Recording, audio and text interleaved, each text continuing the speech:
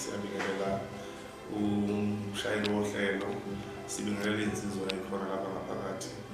Siyabonga ukwamukelela uMlazi FM.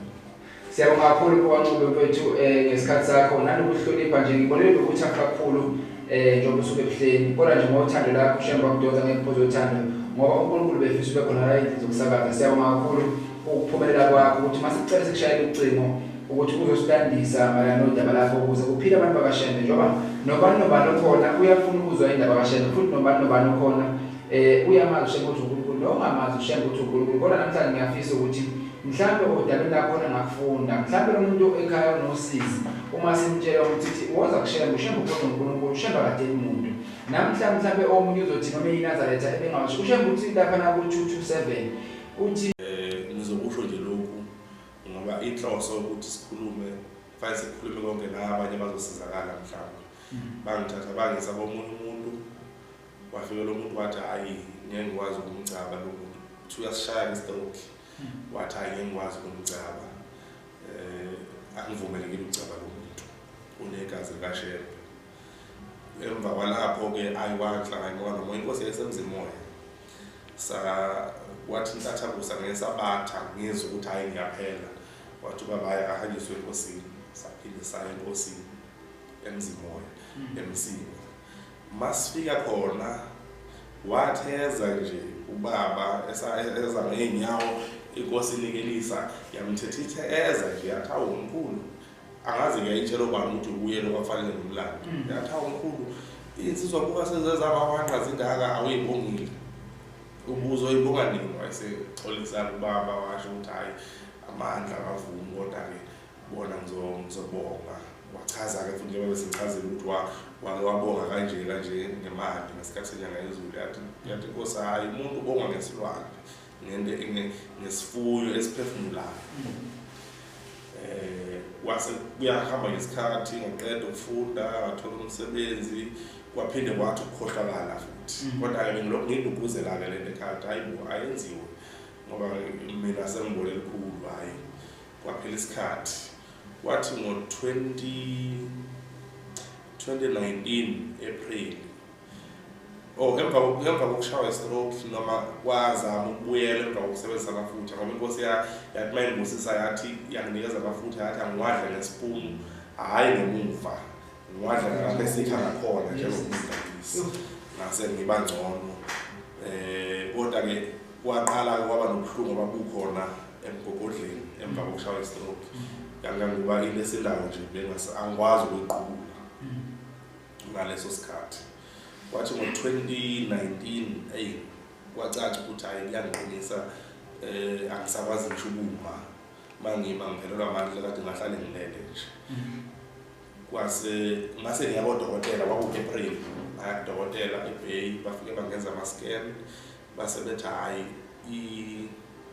amathambo akho lawalana ngokudleni ngemuva akhumbuzekile awu-5 akhona so awasekho nje fanele replace ngeinsimbi base bengenzela idate yokuthi ngiyohlinzwa kuze kwenziwe yonke leyo nto kwakumhla ka-28 May.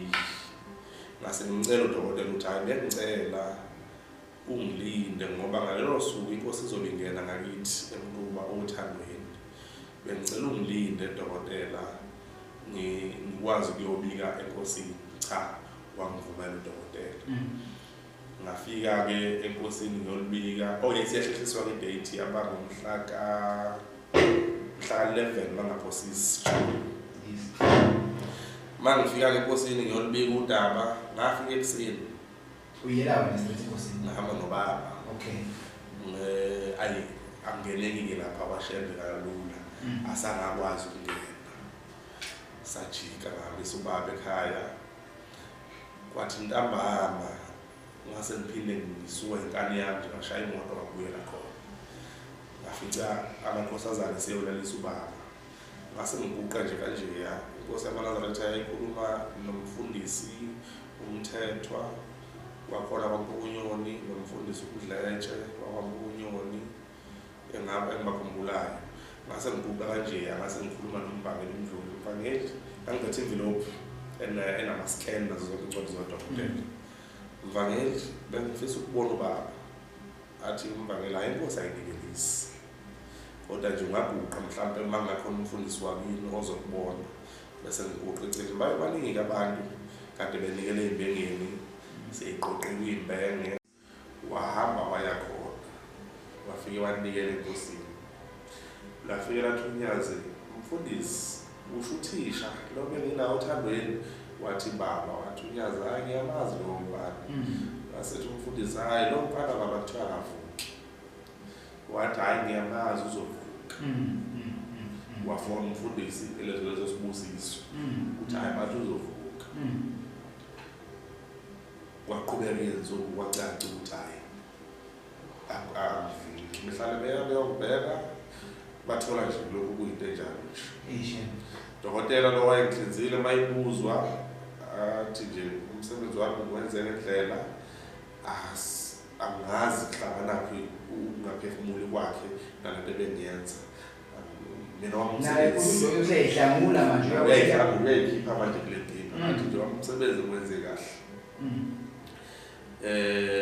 bese ukuhamba kwenzuku bese befonela-ke uKhanyile uMshumayeli sicela uyosibikela le ndoda ayivuki namanje ahamba ubika uMshumayeli uthi-ke yafika yathi inkosi yamthethisa inkosi yathi malume anoke niye kuShembe enze into yakhe ngiyayazi into engiyenzayo ngithe uzovuka lowo mfana wafona wathi ayi noma ngabe isimo sinjani ningabe nisafona ngokuthi uba uyayazi into ayenzayo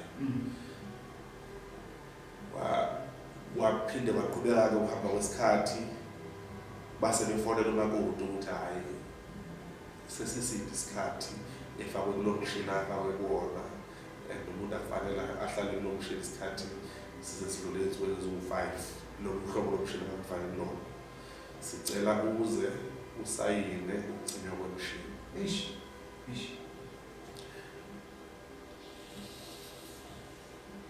ngasikhathi 5 days ngaleso sikhathi osudlule 5 days kwasekuwusuku lwesi-6 wahamba umakoti wafike wasayina waqeda ukusayina bahamba noma bayelinda inkosi yaseselinda baphuthuma elinda mabefika bafica ubaba kuthiwa akaze aphume usuku lonke akaze afikise bafike baguqa bantu besaguqile ubaba wayesekhipha inkosazana ngaphakathi abantu ababone ngaphakathi wakhipha inkosazana hamba ukuza labo makuthi bathini base belibika usizi labo ukuthi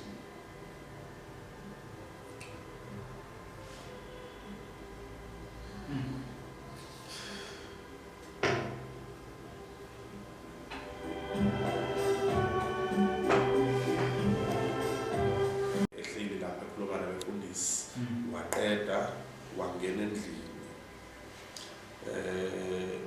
uthe mayengena endlini ngase ngisuka ngithi ngiphuthuma kuveranda washo ukuthi ubaba usengena endlini kodwa-ke ngeso lasezulwini noma efulathele njalo wangibona wayesethumela inkosazana ukuthi hamba ubuza loya mfana ukuthi uthini yafika inkosazana yaphuma endlini yeza kimi yazoguqa-ke ngase ngilibika udaba nginikeza umnikelo ngase ngiyinikeza ngale mvilophi ukuthi ayihambe nayo ifike ubaba ayiphathe nje ngesandla yayithatha yangena ngaphakathi endlini yafika udaba yalibika inkosazaneni ngangithe ngicela unginikele enkosini yamaNazaretha ukuthi ngomhla ka-11 Juni ngiyohlinzwa ngicela uShembe ahambe nami yangena inkosazana yathi nya endlini wayesesondela umfundisi uMdletshe wakithi kwaMpunyoni waguqa la eduze kwami lolu daba njalo aziwa yingedwa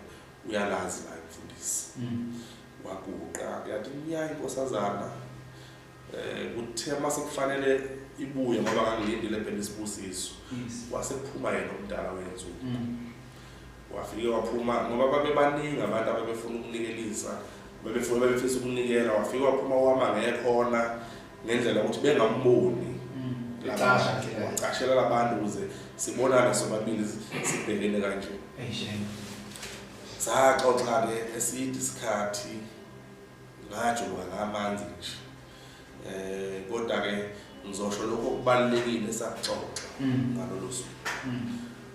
Okokuqala wathi mayifika wathi uthi uyohlinzwa, ngathi baba, wathi hayi kodwa ngibona ukuthi uzobuya. Usho yena ubaba. Ngathi mina kodwa makuvume wena ngizobuya. Wayesethi ubaba hayi ufuna ukuthi mawuya lapha mawusufa bese kubhala emaphepheni kuthiwa kwavuma mina. Ngeke ubuye lapha. Ngathi kodwa ngaqhubeka ngani ngathi makuvume wena ngizobuya.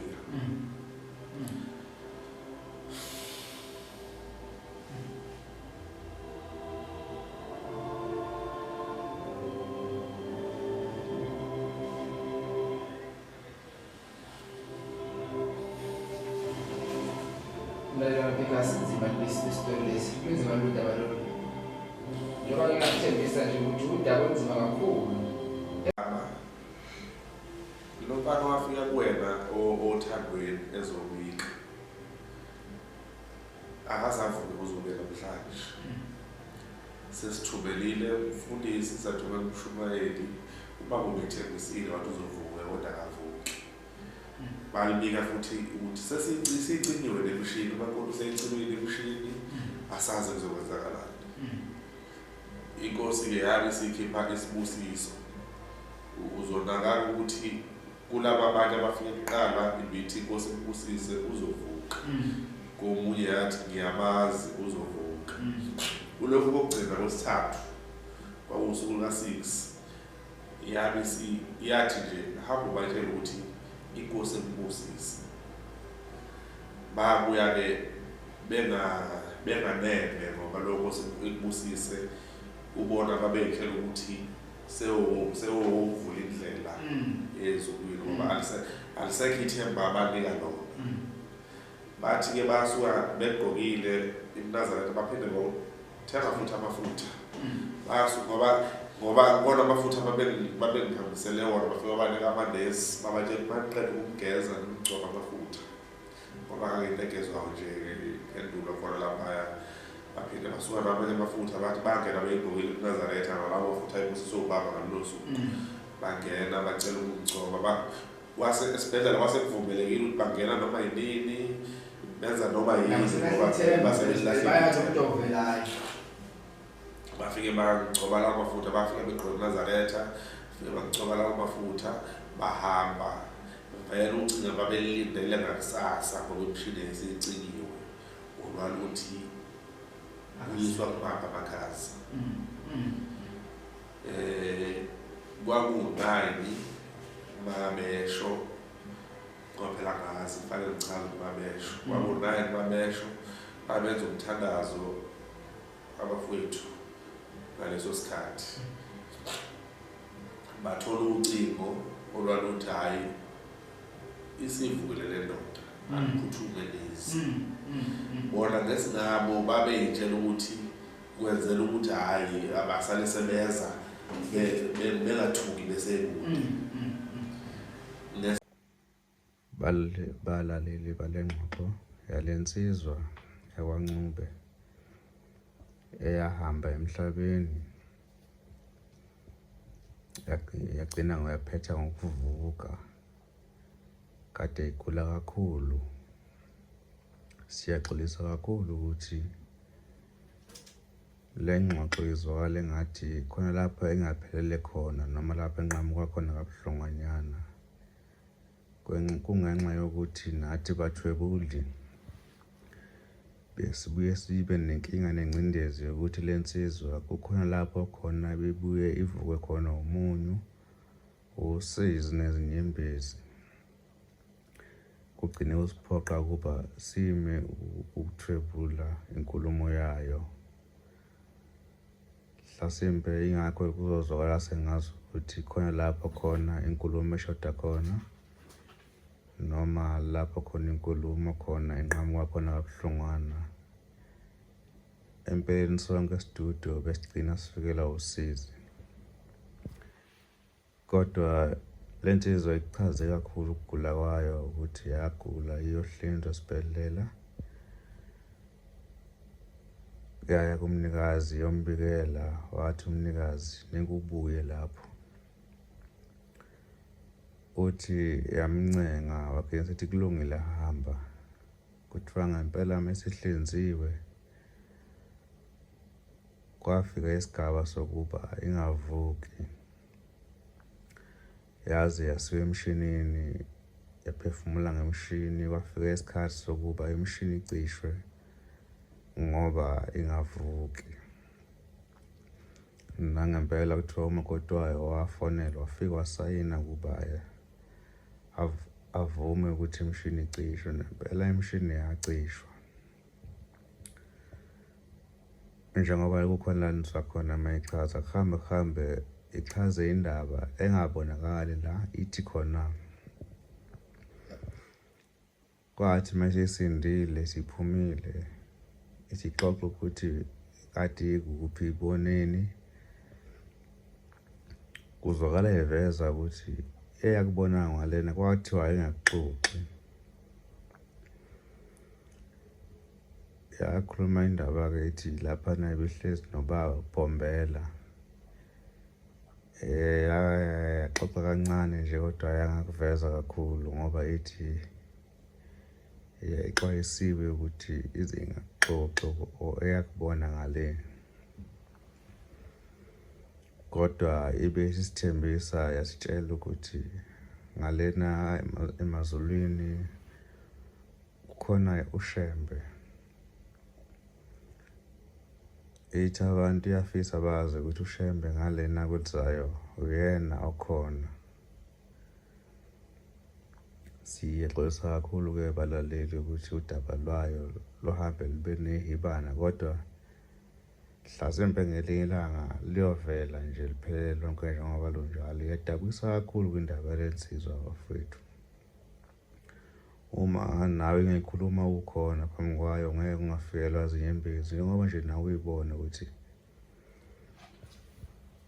nayo uqobo ihambe ikhuluma inqamuke ifikele usizi eyalibonayo mhlazana iphethe ukugula okwaholile ukuthi igcine ihlinziwe ifakwe insimbi, ngoba namanje ithi phia ney'nsimbi ngaleyo mhlane. Mayisho ukuthi kwabhotshozwa imbobo enkula esifubeni sayo, ayizange ihlinzwe emhlane. Ithi uShembe wathi neke uhlinzwe emhlane, ngoba uma ungahlinzwa emhlane wagcina ungahambanga nje ukuhamba. Ngempela kuthiwa kwavulwa ngaphambili esifubeni sayo, kwafaka lezi nsimbi zayifakwa emhlane. Kuthiwa kwakhishwa zonke izitho zomzimba ezingaphambili kuyofaka lezi zinsimbi ezayifakwa emhlane. Siyathokoza, siyabonga. Ngeza ukwancube ithuba lokugcina abalise ekhaya, mhlawumbe njengoba ukwazi ukuthi sinondo sikhona la endlini zokusakaza naye sonezithuba ebalise ekhaya. Ncube futhi elabo lokugcina bese uyabalisa futhi. Elabo lokugcina ngaso sonke isikhathi njengoba ngikwazi-ke lo angiyena umuntu oyigagu ngokukhulumeni, kodwa nje labo lokugcina lithi uShembe uNkulunkulu, uShembe akamlahli umuntu wakhe noma kusiphi isimo.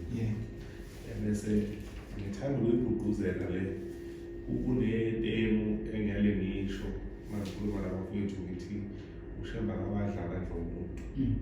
Iyakulazi umuntu osemhlanganweni njengamanje uJulayi, noma ngabe unayiphi inkinga obhekene nayo, uvuka ekuseni uyosebenza, wenze imisebenzi kaShembe ukuze ungayitholi usuwona umhlangano kaNkulunkulu usubhorekile. Uhambe uyosebenza uthole isibusiso. uShembe akabadla ngandle umuntu. Noma ngabe usekhaya uke emhlanganweni, uhambe usebenza ethempelini uthole isibusiso ukuze uzothola lento oyicelayo. Mawukuba labantu babala umuntu ongafuna umsebenzi, umuntu onenkinga kwabathola abantwana, noma ngabe unayiphi inkinga, uhambe usebenza emzini kaShembe. uShembe akabadla ngandle umuntu. Mawumsebenzele namhlanje, kusasa uzokubusisa. Siyabonga. Sibonga.